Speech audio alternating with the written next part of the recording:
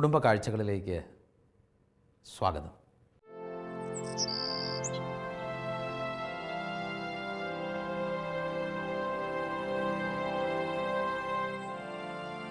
പള്ളി പെയിന്റ് അടിക്കാനായാലോ വർക്കി? ഇപ്പൊ എന്നാ ചെയ്യും? പള്ളിയിൽ വിളിച്ചു പറഞ്ഞൊരു പിരിവങ്ങ് നടത്തിയാലോ? അച്ഛൻ എന്നാ അച്ഛാ പറയുന്നേ?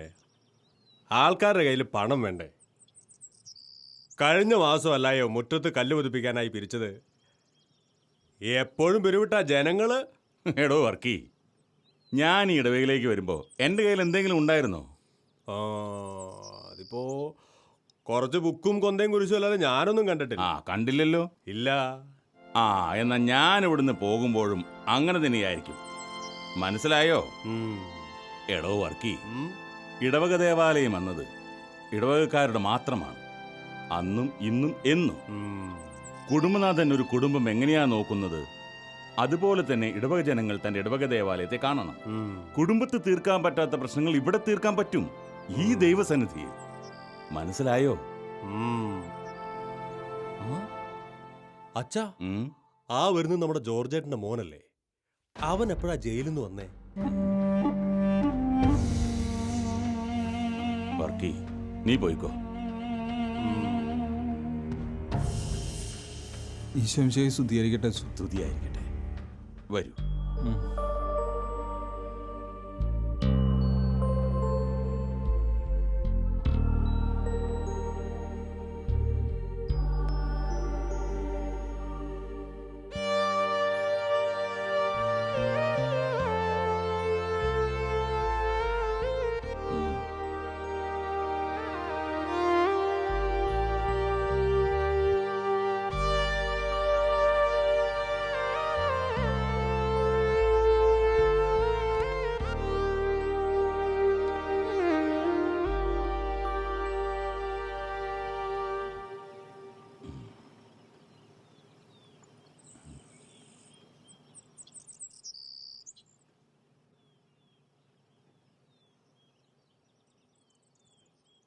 ഹലോ, ജോർജ് അല്ലേ?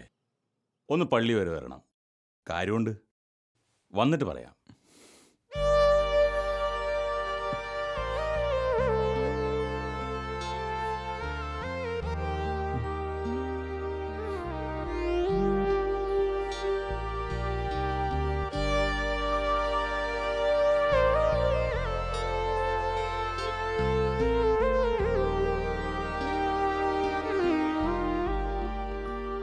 സീനു, എന്താ സംഭവിച്ചത്? ഞാനൊന്നും ചെയ്തിട്ടില്ല അച്ചു. പക്ഷെ സമൂഹത്തിന് മുൻപിൽ ഞാനൊരു കുറ്റവാളിയാ, ഒരു ക്രൂരനാ, മനസാക്ഷിയില്ലാത്തവൻ. അന്ന് ശരിക്കും എന്താ സംഭവിച്ചത്? എൻ്റെ കൂട്ടുകാരനെ സഹായിച്ചതാ. അവൻ സ്നേഹിക്കുന്ന പെണ്ണിനെ വീട്ടിൽ നിന്നും വിളിച്ചിറക്കി കൊണ്ടുപോകാൻ ഞാൻ സഹായിച്ചു. ചെറുപ്പത്തിൻ്റെ തിളപ്പിൽ അതൊരു പാവമാണെന്നൊന്നും ഞാൻ ചിന്തിച്ചില്ല. പക്ഷേ അവൻ ഞങ്ങളെല്ലാവരെയും ചതിക്കുകയായിരുന്നു. അത് മനസ്സിലാക്കി അവൾ ആത്മഹത്യക്ക് ശ്രമിച്ചു.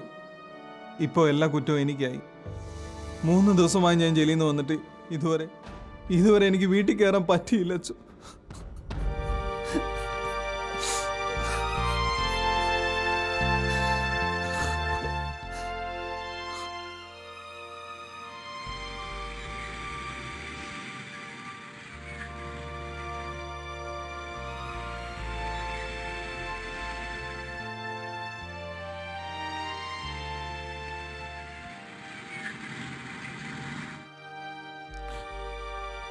അപ്പൻ്റെ കാറ്.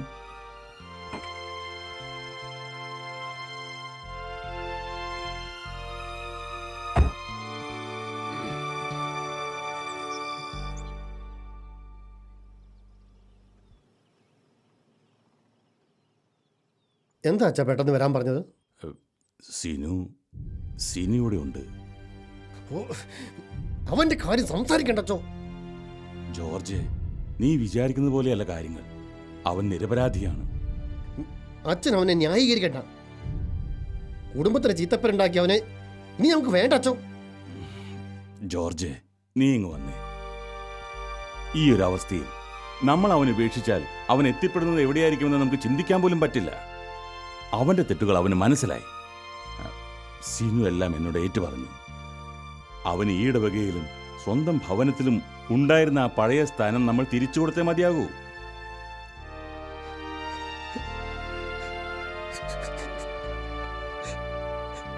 ജോർജ്,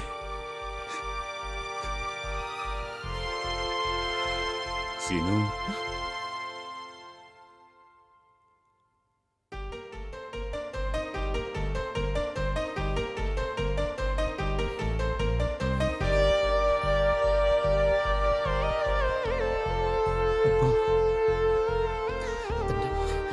സിനു, എഴുന്നേക്ക്. മോനെ, എന്നോട് ക്ഷമിക്കണം.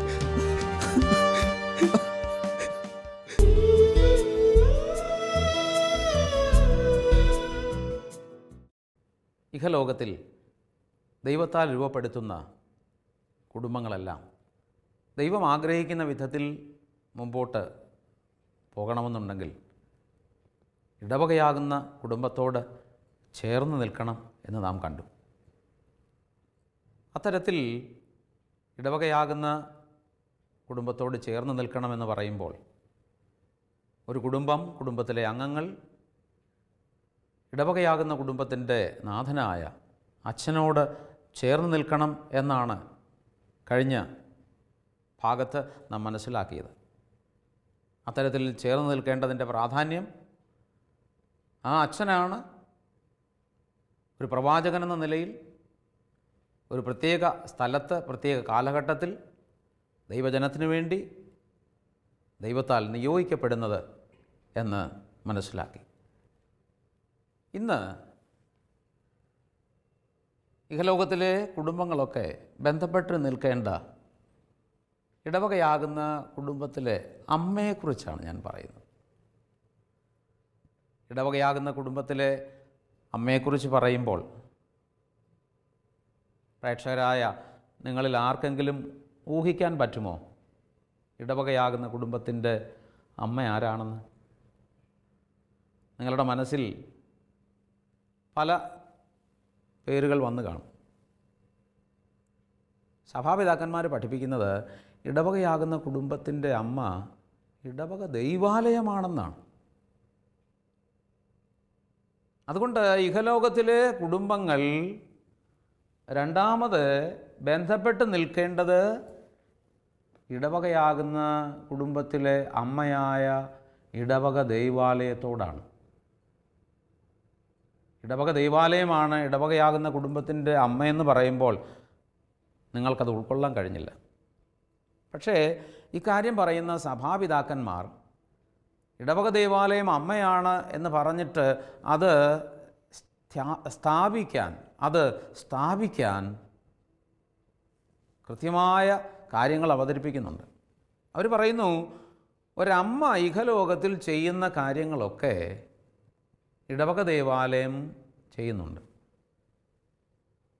ഒരമ്മ ഇഹലോകത്തിൽ ഒരു കുഞ്ഞിന് വേണ്ടി ചെയ്യുന്ന ആദ്യത്തെ കാര്യം എന്നാ? ആ കുഞ്ഞിനെ ഗർഭം ധരിച്ച് ആ കുഞ്ഞിന് ജന്മം നൽകുന്നു. എന്നിട്ട് എന്താണ് ചെയ്യുക? ആ കുഞ്ഞിനെ ഭൗമിക പൗരനാക്കുന്നു, ഭൂമിക്ക് അവകാശിയാക്കി തീർക്കുന്നു. സഭാപിതാക്കന്മാർ പറയുന്നു, ഇതിനകത്ത് വലിയ കാര്യമൊന്നുമില്ല. കാരണം ഒരു പടി മുന്നിൽ നിന്ന് ഇടവക ദേവാലയമാകുന്ന അമ്മ ഇക്കാര്യം തൻ്റെ സഭാമക്കൾക്ക് വേണ്ടി ചെയ്യുന്നുണ്ട്. ഇടവക ദേവാലയമാകുന്ന അമ്മയുടെ മക്കൾക്ക് ജന്മം നൽകുന്ന ഗർഭപാത്രമെന്നാണ് പിതാക്കന്മാർ മാമോദീസ തൊട്ടിയെ ഉപമിക്കുന്നത്. മാമോദീസ തൊട്ടിക്ക് ഗർഭപാത്രത്തിൻ്റെ ആകൃതിയാണ് പോലും. ഇത്തരത്തിൽ മാമോദീസ തൊട്ടിയാകുന്ന ഗർഭപാത്രത്തിലൂടെ ഇടവക ദൈവാലയമാകുന്ന അമ്മ ഒരു കുഞ്ഞിന് ജന്മം കൊടുത്തിട്ട് എന്താ ചെയ്യുക? ആ കുഞ്ഞിനെ സ്വർഗീയ പൗരനാക്കുന്നു, സ്വർഗത്തിന് അവകാശിയാക്കുന്നു. ഒരു കുഞ്ഞ് ഇഹലോകത്തിൽ ജനിച്ചത് കൊണ്ട് മാത്രമായില്ലല്ലോ, ആ ജീവനിൽ ആ കുഞ്ഞ് വളരണ്ടേ. ഒരു വ്യക്തി വളരണമെന്നുണ്ടെങ്കിൽ ഭക്ഷണം കിട്ടണം. ഒരമ്മ കുഞ്ഞിന് കൊടുക്കുന്ന ഭക്ഷണം എന്താ? ആ കുഞ്ഞിൻ്റെ വളർച്ചയുടെ ആദ്യ അവസരം മുതൽ ആ കുഞ്ഞിന് അമ്മ കൊടുക്കുന്ന ഭക്ഷണം മുലപ്പാലാണ്. എന്താണ് മുലപ്പാലെന്ന് ചോദിക്കുമ്പോൾ ശാസ്ത്രീയമായിട്ട് അതിന് ഉത്തരം പറയാൻ നിങ്ങളിൽ പലർക്കും സാധിക്കും. പക്ഷേ കാവ്യാത്മകമായി ഞാനിങ്ങനെ പറയും, ഒരമ്മയുടെ നെഞ്ചിൽ നിന്ന് കുഞ്ഞിലേക്ക് ഒഴുകിയിറങ്ങുന്ന സ്നേഹത്തിൻ്റെ ഔഷധമാണ് മുലപ്പാൽ. ഈ മുലപ്പാൽ കുഞ്ഞിൻ്റെ ജീവനാധാരമാണ്, ജീവൻ്റെ വളർച്ചയ്ക്ക് അടിസ്ഥാനമാണ്. സഭാപിതാക്കന്മാർ പറയുന്നു, മാമോദീസ തൊട്ടിയെന്ന് പറയുന്ന ഇടവക ദേവാലയമാകുന്ന അമ്മയുടെ ഗർഭപാത്രത്തിലൂടെ ഒരു കുഞ്ഞ് ദൈവിക ജീവനിൽ പിറന്നെങ്കിൽ ആ ദൈവിക ജീവനിൽ വളരാൻ വേണ്ടി ഇടവക ദേവാലയമാകുന്ന അമ്മയുടെ നെഞ്ചിൽ നിന്ന്, ഹൃദയമാകുന്ന ബലിപീഠത്തിൽ നിന്ന് അവൾ വെച്ച് വിളമ്പുന്ന ജീവൻ്റെ ഔഷധമാണ് വിശുദ്ധ കുർബാന. വിശുദ്ധ കുർബാന മാത്രമല്ല, എല്ലാ കൂദാശകളും ഈ കുഞ്ഞ് ജീവനിൽ വളരാൻ ആ അമ്മ നൽകുന്നതാണ്. ഇടവക ദേവാലയം അമ്മയാണെന്ന് വ്യക്തമാക്കാൻ പിതാക്കന്മാർ വീണ്ടും പല കാര്യങ്ങൾ അവതരിപ്പിക്കുന്നുണ്ട്. നമുക്കറിയാം, ഒരു കുഞ്ഞിനെ സംബന്ധിച്ചിടത്തോളം ആ കുഞ്ഞിന് ഒത്തിരിയേറെ പരിമിതികളുണ്ട്, ഒത്തിരിയേറെ കുറവുകളുണ്ട്. ഒരു കുഞ്ഞിൻ്റെ കുറവുകൾ ഭൂമിയിൽ ആര് ക്ഷമിച്ചില്ലെങ്കിലും ക്ഷമിക്കുന്ന ഒരാളുണ്ട് വ്യവസ്ഥയില്ലാതെ. അതാരാ? അമ്മയാണ്. സഭാപിതാക്കന്മാർ പറയുന്നു, ഇടവക ദേവാലയമാകുന്ന അമ്മയുടെ മക്കളോട് വ്യവസ്ഥയില്ലാതെ ക്ഷമിക്കുന്ന കോടതിയാണ്, ഹൃദയമാണ് കുമ്പസാരക്കൂട്. പഴയ ദേവാലയങ്ങളിൽ ഇട്ടിരുന്ന കുമ്പസാരക്കൂടിൻ്റെ ആകൃതി ഹൃദയത്തിൻ്റെ ആകൃതിയായിരുന്നു. ഇടവക ദേവാലയമാകുന്ന അമ്മയുടെ മക്കളോട് ക്ഷമിക്കുന്ന ഹൃദയമാണ് കുമ്പസാരക്കൂട് എന്ന് കാണിക്കാൻ വേണ്ടിയാണ് അങ്ങനെ ചെയ്തിരുന്നത്. ഒരു അമ്മ തൻ്റെ കയ്യിലേക്ക് കിട്ടുന്ന കാര്യങ്ങളൊക്കെ കൈമാറുന്നവരാണ്. ഒരമ്മ തൻ്റെ കയ്യിലേക്ക് കിട്ടുന്ന ചില രഹസ്യങ്ങളൊക്കെ കൈമാറാറുണ്ട് എന്ന് പറഞ്ഞു കേട്ടിട്ടുണ്ട്. പക്ഷേ ഒരമ്മയും തൻ്റെ കുഞ്ഞിന് ദോഷമുണ്ടാകുന്ന രഹസ്യം മറ്റാരോടും പറയില്ല. അപ്പൻ പറഞ്ഞാൽ പോലും മകൾക്ക് ദോഷമുണ്ടാകുന്ന ഒരു രഹസ്യമാണോ തൻ്റെ മരണം വരെ ആരോടും അത് പറയില്ല. സഭാപിതാക്കന്മാർ പറയുന്നു, ഇതാണ് ഇടവക ദേവാലയമാകുന്ന അമ്മയുടെ കുമ്പസാര രഹസ്യം. നിങ്ങളൊന്ന് ഓർത്തു നോക്കിയേ, കുമ്പസാരത്തിൽ ചെന്ന് പറഞ്ഞ ഏതെങ്കിലും കാര്യങ്ങൾ ഏതെങ്കിലും പുരോഹിതൻ എന്തെങ്കിലും പുറത്ത് പറഞ്ഞിട്ടുണ്ടോ? ഒരു കാലത്തും പുറത്ത് പറയില്ല. ദേവാലയത്തിനുള്ളിലുള്ള കാര്യങ്ങൾ മാത്രമല്ല, ദേവാലയത്തോട് ബന്ധപ്പെട്ട് പുറത്തുള്ള ചില കാര്യങ്ങൾ പോലും ഇടവക ദേവാലയമാകുന്ന അമ്മയോട് ബന്ധമുള്ളതാണ്. ഉദാഹരണം, സിമിത്തേരി. നമ്മുടെ വിശ്വാസം അനുസരിച്ച് സിമിത്തേരി എന്ന് പറഞ്ഞാൽ അത് ശവക്കോട്ടയല്ല. സിമിത്തേരി എന്താ? ഇടവക ദേവാലയമാകുന്ന അമ്മയുടെ മടിത്തട്ട. അതുകൊണ്ടാണ് വിശുദ്ധ ഗ്രന്ഥത്തിൽ നമ്മുടെ മരണത്തെ ഉപമിക്കുന്നത് ഒരു നിദ്രയോട്. ഒരു കുഞ്ഞ് എല്ലാം മറന്നുറങ്ങുന്നത് എവിടെ കിടന്ന? അമ്മയുടെ മടിയിൽ കിടന്ന. ഇടവക ദേവാലയമാകുന്ന അമ്മയുടെ മടിത്തട്ടാണ് സിമിത്തേരി എന്നുള്ള കാഴ്ചപ്പാട്. ഈ ഒരു കാഴ്ചപ്പാട് വർത്തമാനമാകുന്ന ഒരു ദൃശ്യം ഞാൻ ശ്രദ്ധിച്ചിട്ടുണ്ട്. നിങ്ങൾ ശ്രദ്ധിച്ചിട്ടുണ്ടാവും. ഈ മൃതസംസ്കാരത്തിൻ്റെ അവസരത്തിലാണ് അത് നടക്കുന്നത്. ഈ മൃതശരീരം പെട്ടിയിലാക്കി അവസാനം കുഴിയിലേക്ക് ഇറക്കുന്ന ഒരവസരമുണ്ട്. സാധാരണ പരിചയസമ്പന്നരായ ഇടവകയിലെ മുതിർന്ന ആളുകളാണ് ഇങ്ങനെ കയറിൽ കുരുക്കി കുഴിയിലേക്ക് ഇറക്കുന്നത്. സാധാരണ 4 പേരാണ് 4 വശത്ത് നിന്ന് ഇറക്കുന്നത്.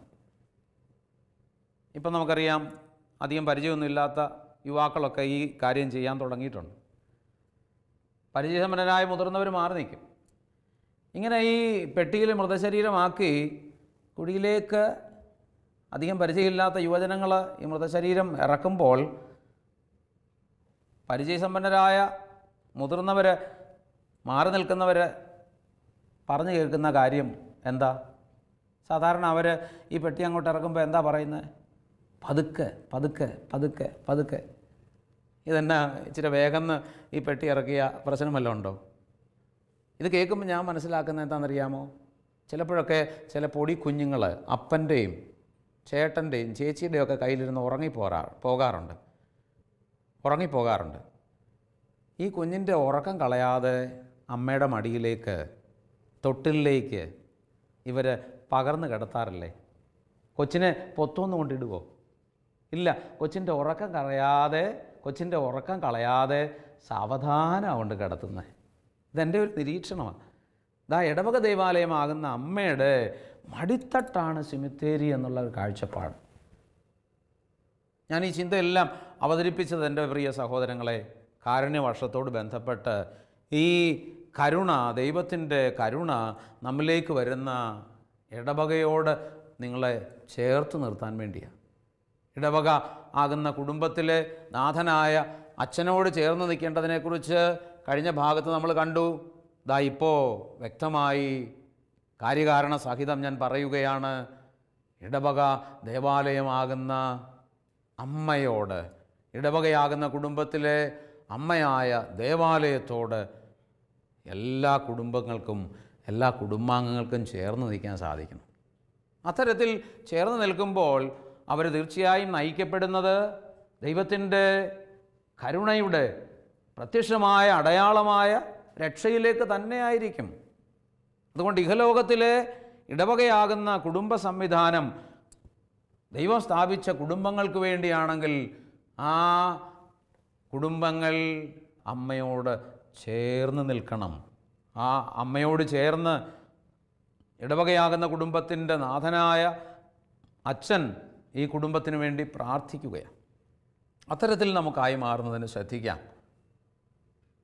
ഇത് പറയുമ്പോൾ നമുക്ക് മാതൃക നൽകുന്ന കുടുംബങ്ങളെ നമ്മൾ കാണണം. ശാലോം ടെലിവിഷൻ അത്തരത്തിലുള്ള കുടുംബങ്ങളെ നിങ്ങൾക്ക് പരിചയപ്പെടുത്തുകയാണ്.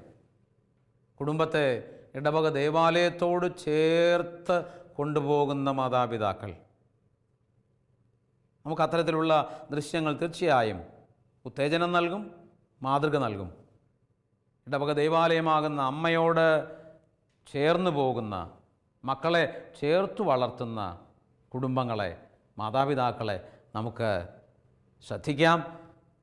ഈ മാതൃക നമുക്ക് പ്രേക്ഷകരായ നിങ്ങൾക്കെല്ലാവർക്കും പ്രചോദനമാകട്ടെ എന്ന് പ്രാർത്ഥിക്കുന്നു.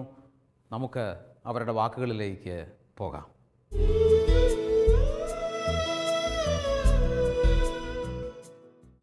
എൻ്റെ പേര് ഡോക്ടർ ടോണി ജോസഫ്. ഞാൻ തൃശ്ശൂർ അതിരൂപതയിലെ മരിയാപുരം സെൻറ്റ് ജോൺ ബോസ്കോ ഇടവകാംഗമാണ്. ഞാൻ പാലക്കാട് ജില്ലാ ആശുപത്രിയിൽ എല്ലുരോഗ വിദഗ്ധനായിട്ട് ജോലി ചെയ്യുന്നു. എൻ്റെ ഭാര്യ ഡോക്ടർ സുനി, ഞങ്ങൾക്ക് ഒരു മകളുണ്ട്. ഞാൻ മരിയാപുരം ഇടവകയിലെ പ്രവർത്തനങ്ങളിലൊക്കെ സജീവമായിട്ട് പങ്കെടുക്കുന്നുണ്ട്. 1997 മുതൽ ഈ ഇടവകയിൽ താമസിച്ച് പ്രവർത്തിക്കാൻ തുടങ്ങി. ആദ്യം തൃശ്ശൂർ അതിരൂപതയിലെ പാസ്റ്റർ കൗൺസിൽ അംഗമായിട്ട് ഞാൻ നോമിനേറ്റ് ചെയ്യപ്പെട്ടു. അന്നു മുതൽ തൃശ്ശൂർ അതിരൂപത പാസ്റ്റർ കൗൺസിൽ അംഗമായിട്ട് 3ാമത്തെ ടേമാണിപ്പോൾ ഞാൻ സേവനം ചെയ്യുന്നത്. ഒപ്പം തന്നെ മരിയാപുരം ഇടവകയിലെ പ്രതിനിധി യോഗത്തിലെ അംഗം കൂടിയാണ്. മരിയാപുരം ഇടവകയിലെ കാറ്റഗിസം അധ്യാപകനുമാണ് ഞാൻ. ACC വിദ്യാർത്ഥികളെയാണ് ഞാൻ പഠിപ്പിക്കുന്നത്. മതബോധന PTA മുൻ പ്രസിഡൻറ്റുമായിരുന്നു. തൃശ്ശൂർ അതിരൂപതയിൽ കുടുംബങ്ങൾക്ക് വേണ്ടി ആരംഭിച്ച ലീജിയൻ ഓഫ് അപ്പസ്തോലിക് ഫാമിലീസ് എന്ന പേരിൽ ആൻഡ്രൂസ് പിതാവ് ആരംഭിച്ച സംഘടനയുടെ അതിരൂപത പ്രസിഡന്റ് ദമ്പതികളാണ് ഞാനും എൻ്റെ ഭാര്യയും. കുടുംബ നവീകരണ രംഗത്ത് വ്രതബദ്ധമായി ജീവിക്കുന്ന കുടുംബങ്ങളുടെ ഒരു സമൂഹമാണ് ലീജിയൻ ഓഫ് അപ്പസ്തോലിക് ഫാമിലീസ്. ഞാൻ ജനിച്ചത് മലപ്പുറം ജില്ലയിലെ പെരിന്തൽമണ്ണയ്ക്ക് അടുത്തുള്ള മാലാപറമ്പ് എന്ന സ്ഥലത്താണ്. മാലാപറമ്പ് സെൻറ്റ് ജോസഫ്സ് ഇടവക ദേവാലയത്തിലാണ് എൻ്റെ ബാല്യകാലം ഞാൻ പോയിരുന്നത്.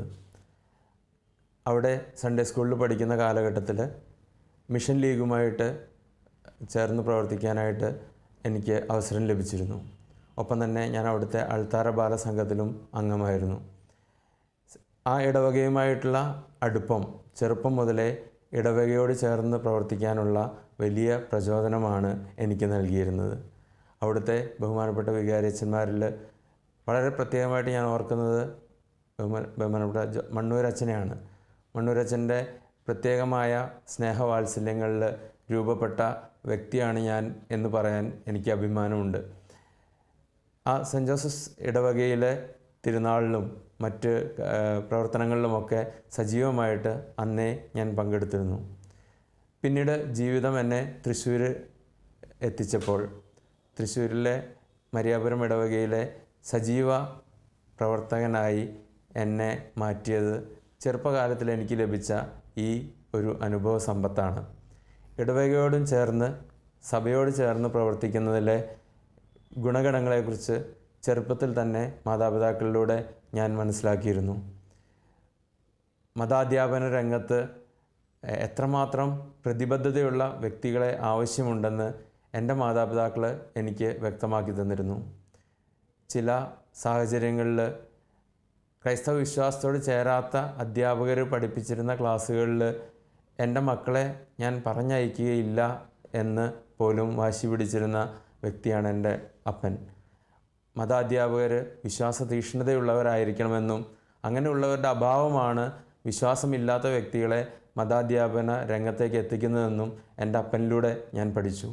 അതുകൊണ്ട് തൃശ്ശൂർ അതിരൂപതയിലെത്തിയതിനു ശേഷം ഇവിടെ മതാധ്യാപകരുടെ ക്വാളിറ്റി ഇമ്പ്രൂവ് ചെയ്യാനായിട്ട് എന്ത് ചെയ്യാനാവുമെന്ന് ഞങ്ങളുടെ ഇടവകയിലെ ബഹുമാനപ്പെട്ട ജോൺസൺ അന്തികാടൻ എന്ന വികാരിയച്ഛൻ ആലോചിച്ചപ്പോൾ അന്ന് PTA പ്രസിഡൻ്റായിരുന്ന എന്നെ അദ്ദേഹം എക്സ്ട്രാ അധ്യാപകനായിട്ട് സൺഡേ സ്കൂളിലേക്ക് എടുക്കുകയാണ് ഉണ്ടായത്.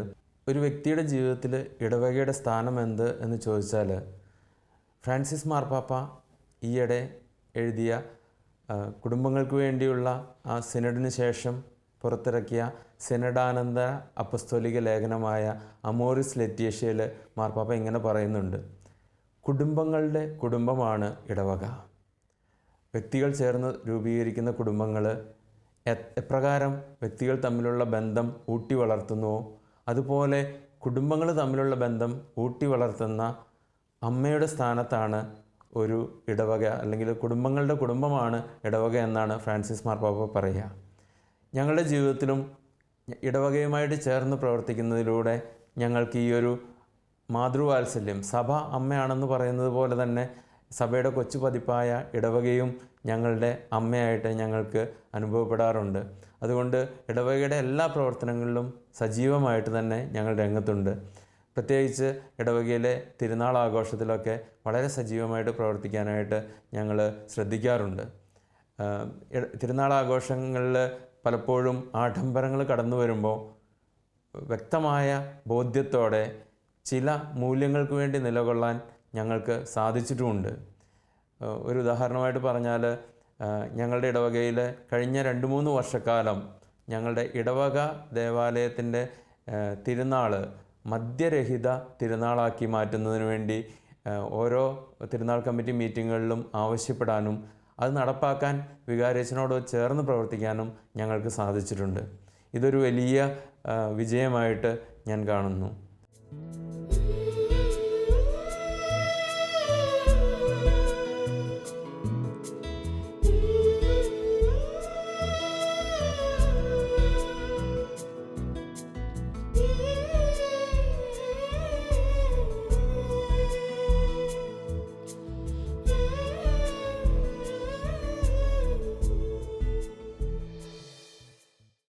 എൻ്റെ പേര് സുനി ടോണി. ഞാൻ മരിയാപുരം ഇടവക അംഗമാണ്. തൃശ്ശൂർ മെഡിക്കൽ കോളേജിൽ റേഡിയോളജിസ്റ്റായിട്ട് ജോലി ചെയ്യുന്നു. മതാധ്യാപന രംഗത്ത് ഇപ്പോൾ 9 വർഷമായി ഞാൻ 12ാം ക്ലാസ്സിൽ പഠിപ്പിച്ചുകൊണ്ടിരിക്കുന്നു. ഇതിൽ ഞാൻ കാണുന്ന വലിയൊരു നേട്ടം യൂത്തുമായിട്ട് ഇൻട്രാക്ട് ചെയ്യാനും അവരുടെ പ്രശ്നങ്ങളിലേക്കൊക്കെ ഒന്ന് കടന്നു ചെല്ലാനുള്ള ഒരു അവസരമായിട്ട് ഇതിനെ ഞാൻ കാണുന്നു. അതുവരെ തീരെ നമ്മളോട് തുറവി കാണിക്കാതിരുന്ന യൂത്ത് പല കാര്യങ്ങളും വന്ന് ഷെയർ ചെയ്യുകയും അവരോട് നമുക്ക് നമ്മുടെ വിശ്വാസം, നമ്മുടെ ഉള്ളിലുള്ളതൊക്കെ പങ്കുവെക്കാനുള്ള ഒരു വലിയ അവസരമായിട്ട് മതാധ്യാപനത്തെ എനിക്ക് കാണാൻ പറ്റിയിട്ടുണ്ട്. പിന്നെ ഇടവകയിൽ മറ്റ് ബലിയർപ്പണവും അതുപോലെ ഞായറാഴ്ചയുള്ള ബലിയർപ്പണം, പ്രത്യേകിച്ച് കുട്ടികളോടൊപ്പം വേദപാഠം പഠിക്കുന്ന കുഞ്ഞുങ്ങളുടെ ഒപ്പം ഉള്ള ബലിയർപ്പണവും അവരെ ഗൈഡ് ചെയ്യാൻ പറ്റുന്നതും ഒക്കെ ഒരു വലിയ നേട്ടമായിട്ട് ഞാൻ കാണുന്നു. ഈ ലീജൻ ഓഫ് അപ്പോസ്റ്റലിക് ഫാമിലീസിൻ്റെ മെമ്പേഴ്സ് എന്ന നിലയിൽ ഞങ്ങൾ വ്രതങ്ങളെടുത്താണ് ജീവിക്കുന്നത്. അതിൽ ഒന്ന് ലളിത ജീവിതമാണ് പ്രധാനമായിട്ടും ഉള്ള ഒരു ഇത്, പിന്നെ അനുസരണവും ദാമ്പത്യ വിശ്വസ്തതയും. അതിൽ ഈ ലളിത ജീവിതം അല്ലെങ്കിൽ തന്നെ മുമ്പും വലിയൊരു ആർഭാടമുള്ളൊരു ജീവിതമായിരുന്നില്ല ഞങ്ങളുടേത്. എങ്കിലും ഈ ലളിത ജീവിതത്തിൻ്റെ ഭാഗമായിട്ടായിരിക്കാം ഒരു പക്ഷേ ഞങ്ങൾക്ക് മതാധ്യാപന രംഗത്തുള്ള മറ്റ് അധ്യാപകരുമായും ഒത്തുപോകാൻ യാതൊരു ബുദ്ധിമുട്ടും അനുഭവപ്പെട്ടിട്ടില്ല. അവർക്കിതുപോലെ നമ്മളോട് ഒരു ഐക്യം ഫീൽ ചെയ്യാനും ഒരു കൂട്ടായ്മ ഫീൽ ചെയ്യാനും യാതൊരു തടസ്സവും ഇതുവരെ ഞങ്ങൾക്ക് നേരിട്ടിട്ടില്ല. ഡോക്ടർമാരെന്ന നിലയിലൊരു മാറി നിൽക്കലോ അങ്ങനെ ഒന്നും തന്നെ ഉണ്ടായിട്ടില്ല. അത് ഈ ഒരു ഒറ്റ കൂട്ടായ്മയായി നിന്ന് അത് കുട്ടികളുടെ മുമ്പിൽ ഒരു മാതൃകയാക്കാൻ കഴിഞ്ഞു എന്ന് തന്നെയാണ് ഞാൻ വിശ്വസിക്കുന്നത്. അനുദിന ബലിയർപ്പണം ഞങ്ങളുടെ ജീവിതത്തിൽ ഒട്ടുമിക്ക ദിവസവും മുടങ്ങാതെ തന്നെ ഞങ്ങൾ ബലിക്കാൻ ചെയ്യുന്നുണ്ട്. അത് ഇപ്പം മകൾ ഒരുവിധം വലിയ ക്ലാസ്സിൽ പരീക്ഷയുടെ തലേ ദിവസമായാൽ പോലും അത് മുടക്കരുതെന്നുള്ളൊരു നിർബന്ധം എനിക്കും ഞങ്ങൾക്ക് രണ്ടുപേർക്കും ഉണ്ട്. അതുപോലെ മകളും അതിനോട് സഹകരിക്കുന്നുണ്ട്. കൈത്തക്കാലത്തിലെ കാറസൂസ് പ്രാർത്ഥനയിൽ നമ്മൾ പറയുന്നത് പോലെ സഭയോടൊത്ത് ചിന്തിക്കാനും കഴിവിനൊത്ത് അവളുടെ പ്രവർത്തനങ്ങളിൽ പങ്കുചേരാനും ശ്രമിക്കുന്നതിന് വേണ്ടിയുള്ള കൃപയ്ക്കായി നമ്മൾ പ്രാർത്ഥിച്ച് ഒരുങ്ങുന്നത് പോലെ ഞങ്ങളുടെ ജീവിതത്തിൽ ഈ ഒരു മേഖലയിൽ സഭയോടൊത്ത് നിൽക്കാനും കഴിയുന്ന രീതിയിലൊക്കെ സഭയുടെ പ്രവർത്തനങ്ങളിൽ പങ്കുചേരുന്നതും വഴി ഞങ്ങൾക്ക് ദൈവം തന്ന അനുഗ്രഹങ്ങൾ നിരവധിയാണ്. പ്രത്യേകിച്ച് ഞങ്ങളെ വിശ്വാസത്തിൽ ഉറപ്പിച്ച് നിർത്തിയതും സഭയോടൊത്ത് ഒരു കൂട്ടായ്മയായി മുമ്പോട്ട് പോകാൻ സഹായിക്കുന്നതും, പ്രത്യേകിച്ച് ഞങ്ങളുടെ ലോ ഓഫ് കൂട്ടായ്മയായാലും ഈ ഇടവകയോട് ചേർന്ന് നിൽക്കുന്നത് വഴി കൊടുക്കാൻ പറ്റുന്ന സാക്ഷ്യം വളരെ വലുതാണെന്ന് ഞങ്ങൾക്ക് ജീവിതത്തിൽ തിരിച്ചറിയാൻ കഴിഞ്ഞിട്ടുണ്ട്. എൻ്റെ പേര് റോസ്മരിയ. ഞാൻ നിർമ്മല മാതാ സ്കൂളിൽ പഠിക്കുന്നു. കാറ്റീസം ഞാൻ 8ാം ക്ലാസ്സിലാണ് പഠിക്കുന്നത്. സ്കൂൾ വിട്ട് വന്നു കഴിയുമ്പോൾ ഞാൻ എൻ്റെ പപ്പയുടെയും അമ്മയുടെയും കൂടെ എല്ലാ ദിവസവും പള്ളിയിൽ കുർബാനയ്ക്ക് പോകാറുണ്ട്. പള്ളിയിൽ പോകുമ്പോൾ ഈശോയുടെ കൂടെ കൂടുതൽ അടുക്കാനും ഈശോൻ്റെ ബെസ്റ്റ് ഫ്രണ്ടായിട്ട് എന്നും കൂടെ നിർത്താനും എനിക്ക് പറ്റുന്നുണ്ട്. കാറ്റീസത്തിന് പോകുന്നതിലൂടെ സ്കൂളിലെ പഠിപ്പിന് ഒരു കുറവും എനിക്ക് ഇതുവരെ ഉണ്ടായിട്ടില്ല. ഈശോയോട് അടുക്കുമ്പോൾ പഠിപ്പ് കൂടുതൽ എളുപ്പമാവാണ് ചെയ്യുന്നത്. കാറ്റീസത്തിന് എനിക്ക് ഫുൾ അറ്റൻഡൻസ് ഉണ്ട്, നല്ല മാർക്കും ഉണ്ട്. സ്കൂളിലും എനിക്ക് നല്ല മാർക്കുണ്ട്. അപ്പോൾ ഈശോയുടെ സഹായത്തോടെയാണ് ഇതെല്ലാം കിട്ടിയതെന്ന് എനിക്ക് ഉറപ്പാണ്.